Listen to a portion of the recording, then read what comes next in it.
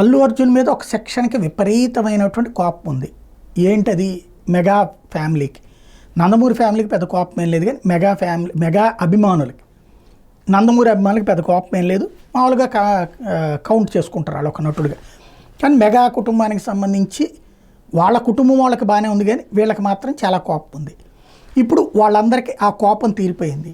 పెద్ద ఎత్తున ట్వీట్లు ఆంధ్రాలో వదిలేశారు, అక్కడ చూడండి అది పరిపాలన అంటే అని పెడుతున్నటువంటిది.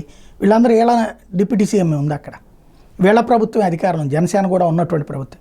కానీ అల్లు అర్జున్ మీద ఉన్న కసి తీరింది వాళ్ళందరికీ కూడా. అదే సందర్భంలో ఆంధ్రప్రదేశ్లో నంద్యాలకు సంబంధించి ఏదైతే ఆ రోజున వచ్చినటువంటి టైంలో శిల్పా రవిరెడ్డిది చేతులెత్తినటువంటి దానికి ఉన్నటువంటి కోపం ఇప్పుడు అల్లు అభిమానులకైతే, అంటే అల్లు అభిమానులు ఎంతమంది ఉన్నారు, మెగా అభిమానులు విడిగా ఎంతమంది ఉన్నారనే తెలియదు.